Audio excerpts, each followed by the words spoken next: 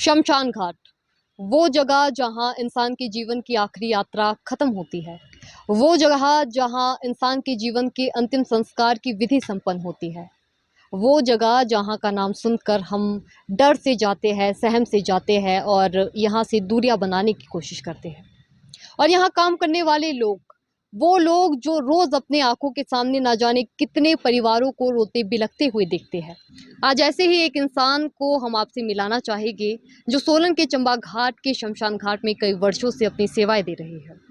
इनसे बात करके जानेंगे कि जब ये अपनी आंखों के सामने किसी परिवार को रोता टूटता बिलखता हुआ देखते हैं तो इनके मन में जो भावनाएं आती है वो कैसे मैनेज करते हैं, उन्हें कैसे सहानुभूति देते हैं, इनकी क्या दिनचर्या रहती है, क्या चुनौतियां इनके जीवन में आती है और कैसे ये किसी टूटते परिवार के लिए सहारा बनते हैं। इस वक्त हमारे साथ सोलन के चंबा घाट के शमशान घाट में अपनी सेवाएं दे रहे सोनू जी जुड़े हैं। इनसे बातचीत करके जानेंगे कि कैसा इनका सफर रहा और कितने वर्षों से यहाँ सेवाएं दे रहे हैं। सोनू जी, सबसे पहले बहुत बहुत स्वागत है आपका फर्स्ट वर्डिक मीडिया में। हाँ जी, थैंक यू जी। सबसे पहले मैं आपके बारे में जानना चाहूंगी, कहाँ के रहने वाले हैं, आपकी फैमिली में कौन कौन है और कितने सालों से आप सेवाएं दे रहे हैं यहाँ। मेरी फैमिली में तो 2 बेटी हैं जी, मिसेज़ है, मैं हूँ, 4 ही मेंबर हैं।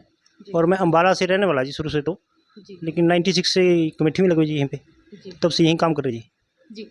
चंबा घाट में आपकी ड्यूटी कब से लगी है यहाँ शमशान घाट में, और क्या मानते हैं आप जब आप अपनी आंखों के सामने लोगों को रोते बिलखते हुए देखते हैं, टूटते हुए देखते हैं, तो कितना मुश्किल आपके लिए रहता है, कैसे डील करते हैं उस टाइम को। निकालते जी, अब देखो लोग आते, सबको हौसला देते जी, लेकिन जैसे कोई दुखी आदमी आते हैं फिर उनकी हेल्प कर देते, लकड़ी लगा दी, तैयार कर दिया, सारा कुछ मैं खुद ही करता हूँ।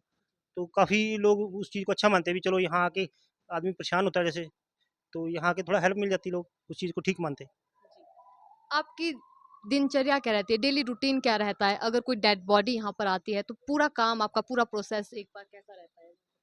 बस 1-2 तो नॉर्मली कर लेते हैं ना जैसे, अगर ज़्यादा है तो फिर ज़्यादा काम हो जाता है जी। पर चलो निकालते हैं जी, जैसे अभी पहली तारीख को ही 5 आगे तक इकट्ठी केस, तो फिर सुबह से शाम तक लगे रहे जी। फिर कई बार खाना-खाना भी नहीं मिलता जी। पर चलो निकालते हैं जी, औखा भी आता है, कई बार 1-2 होता तो नॉर्मल हो जाता है जी। ये काम करना जितना ज़्यादा मुश्किल है उतना ही ज़्यादा इम्पोर्टेंट भी है। आप समाज में अपनी सेवाएँ दे रहे हैं। आपको पिछले कल ही समाज में उत्कृष्ट कार्य करने के लिए अवार्ड से भी सम्मानित किया हाँ जी, गया हाँ है। जी, हाँ जी। कोरोना टाइम की अगर बात करें, कितना मुश्किल उस वक़्त का सफ़र आपके लिए रहा था? वो तो बहुत औखा था जी, उसमें देखो ना 7-8 रोज़ आने जी, और लोग ऐसे रोने जी, फिर कोई कुछ कर नहीं पाता था, फिर वो उठा के भी लाने पड़ने। अच्छा, कई लोग ऐसे बोलते थे भी आप इसको ले जाओ और कर दो, वो भी किया जी। निकाला जी औखा टाइम, वैसे तो 1-2 तो नॉर्मल तो हम निकाल देते हैं ना जी, कोई दिक्कत नहीं है। फिर वो टाइम बहुत औखा था जी। अच्छा। सोनू जी, लोग कहते हैं कि छल भी होता है इंसान के साथ यहाँ। शमशान घाट में छल भी लोगों को देखने के लिए मिलता है। आपके साथ कभी ऐसा हुआ है कि आपके साथ छल हुआ? नहीं जी, मेरे साथ तो कभी नहीं हुआ जी। हम तो यहाँ सेवादार हैं जी, हमारे को क्यों होगा? यहाँ किसी को कोई परेशानी होती है, हम लोगों को बोलते हैं यहाँ के झाड़ू मारो, सर सब दुःख दूर हो जाएँगे। ये तो स्वर्ग धाम है जी, मंदिर है तो एक तरह से, यहाँ पे कुछ नहीं है जी। ऐसा कुछ नहीं, वो तो दिल के वहम है लोगों के ना जी, जो ऐसा सोचते हैं। पर लगभग आपने, जब भी कोई शव जलता है तो कितने बजे तक ज़्यादा से ज़्यादा टाइम आप यहाँ रहते हैं? साढ़े 3-4 घंटे, साढ़े 3-4 घंटे एक में लगते हैं। कितना टाइम लगता है एक में? टाइम रात के 11-12? हाँ, बच जाते जी कई बारी, कोई लेट आएगा शाम को, जैसे 6-7 बजे आया तो 3-4 घंटे लगेंगे, वही 10-11 बज जाते हैं जी। जी। तो इसके अलावा कभी ऐसा टाइम हुआ है जब यहाँ पर पूरे शव, बहुत सारे शव यहाँ पहुँचे हो आपके जीवन के इस एक्सपीरियंस में? वही कोरोना टाइम जी। कोरोना टाइम में? बस उसके बाद ऐसा नहीं है, खैर कभी हमारे 8 चूल्हे देखो, जी। कभी ये भरते नहीं है, मतलब एक आधा खाली रह जाता। ज़्यादा से ज़्यादा 5-6 इतने आ जाते। बस इससे ज़्यादा नहीं आते। कोरोना टाइम में पूरा कोरोना यहाँ। टाइम में तो सारे भर जाते थे, इतने रोज़ ही आते थे 7-8 ना। आपने कुछ ऐसे लोगों को भी मुखाग्नि दी होगी जिनके घर से कोई भी नहीं आया होगा? बहुत है जी, लवारिस आते, कोई गरीब है जी, कईयों को उठा के भी लाते। बहुत लोग ऐसे ही करते जी, सबका करना पड़ता है, खुद ही करना पड़ता है। जी, खुद किया है आपने उन हाँ जी, सारे हाँ लोगों जी, हाँ को। जी, किया जी। तो जब आप शुरू में आए, हाँ जी, शुरू में आप शमशान घाट में आपने अपनी सेवाएँ देनी शुरू की। हाँ जी। कैसा उस वक़्त का आपका मंज़र रहा? क्या एक्सपीरियंस रहा? कितना मुश्किल रहा आपके लिए? हाँ जी, बहुत मुश्किल रहा जी, क्योंकि शुरू-शुरू में जब आए यहाँ पे, तो फिर होता है ना जी, भी 1-2 अगर केस आ गए तो कन्फ्यूज़ हो जाते, जी। और आदत भी थी नहीं। तो आस्ते-आस्ते देख-देख के तो सीख गए जी, फिर अब ज़्यादा भी आने लगे जी, तो वो भी करते जी।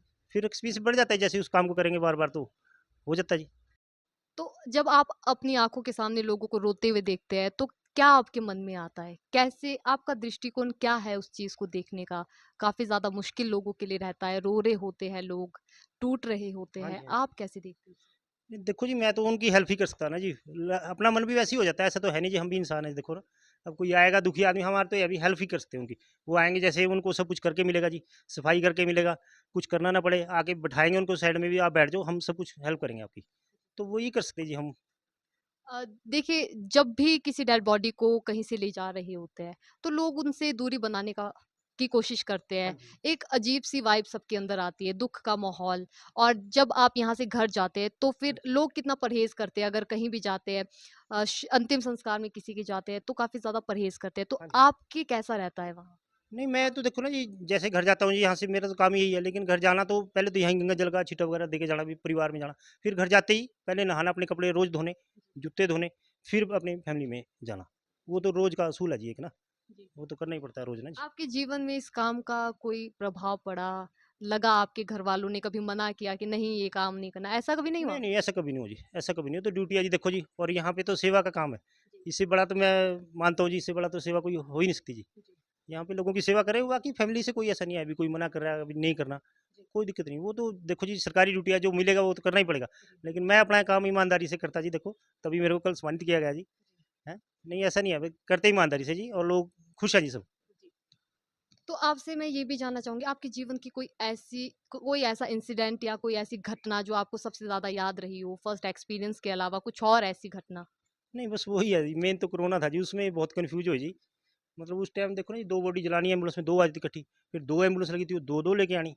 फिर सुबह 9 बजे से शुरू करना जी, शाम को 6-7 बजे जाते थे, मतलब 7-8 केस रोज़ निबेड़ने। वो थोड़ा ज़्यादा मुश्किल वही रहा जी, बाकी तो नॉर्मली है जी, 2-3 केस आ जाते, ज़्यादा भी आते, 4-5 भी आ जाते, वो तो निकल जाता है जी। अब उस टाइम 8-8 बंदों को निपटाना जी, वो औखा था जी। जी। बहुत-बहुत धन्यवाद हमारे साथ जुड़ने के लिए सोनू जी। तो आपने देखा कि सोलन के शमशान घाट में ये 2019 से अपनी सेवाएँ दे रहे हैं और लोग इन्हें काफ़ी ज़्यादा सम्मानजनक तरीके से भी देखते हैं, इनके काम को सराहते भी हैं क्योंकि बहुत ज़्यादा ज़रूरी काम है, मुश्किल काम भी है लेकिन टाइम के साथ-साथ ये भी मज़बूत हो गए और ऐसे में अब सोलन के चंपा घाट में लगातार जो है वो 5 सालों से अपनी सेवाएँ दे रहे हैं। तो इस एपिसोड में इतना ही, देखते रहिए फर्स्ट प्रोजेक्ट मीडिया। धन्यवाद।